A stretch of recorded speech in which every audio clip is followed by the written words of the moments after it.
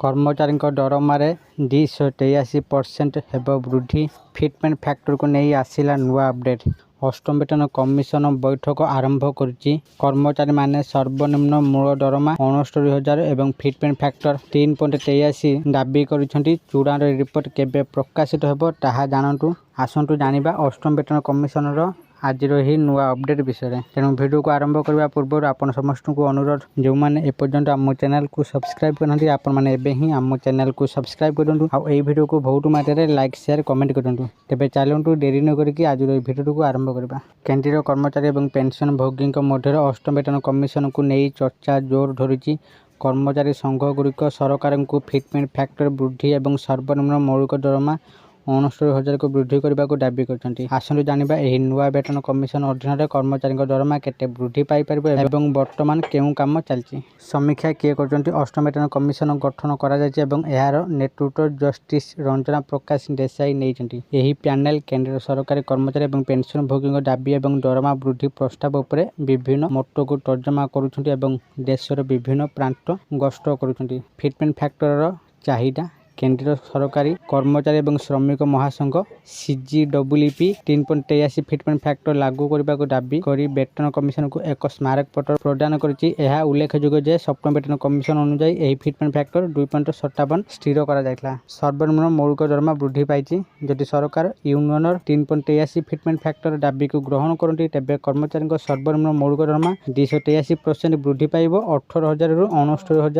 69,940 प्राय 69,000 हेब। तथापि किछि यूनियन सर्वनिम्न मौलिक दरमा 55,000 मध्य दाबी करछंती। जदि 3.83 फिटमेंट फैक्टर प्रयोग करा जाए तेबे आपनकर मूल दरमा एहीपरि वृद्धि पाइब। वर्तमान 18,000 मूल दरमा वृद्धि पाई 68,940 हेब। 25,500 मूल दरमा वृद्धि पाई 97,665 हेब। 35,400 मूल दरमा वृद्धि पाई 1,35,582 हेब। 56,100 मूल दरमा वृद्धि पाई 2,14,863 हेब। पुराना पेंशन एवं भत्ता पाई दाबी। कर्मचारी दाबी केवल दरमा वृद्धि पर्यंत सीमित नुहे। प्रदान करा जायथिबा स्मारक पत्र पुराना पेंशन योजना OPS पुनर्स्थापन एवं घर भड़ा भत्ता HR वृद्धि पाई मध्य दृढ़ दाबी करा जायछि।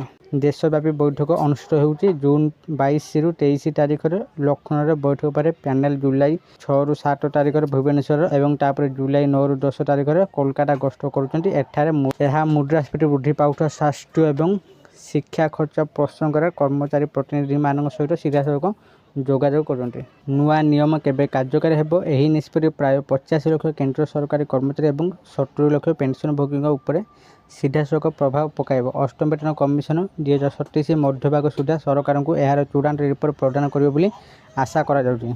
जहाँ पर सरकार एहाकु कार्यकारी करबा संपर्क में चूड़ांत निष्पत्ति नेबे। आशा करछि आपण मानकु आजिर एही नुआ अपडेट निश्चित भाव में भल लगी आपने भिडियो देखिए सबकिछ बुझी जाइए। जदि आपको आज भिडियो भल लगी है दयाकोर भिडियो को बहुत मात्रा लाइक शेयर और कमेंट करूँ। आ जो मैंने एपर्यंत आम चैनल को सब्सक्राइब करना आपण मानक अनुरोध आपने ही आम चैनल को सब्सक्राइब करूँ। आज फोन देखा आउ एक नुआ भिडियो से पर्यंत मुझे आपण मान विदा रोचे। धन्यवाद।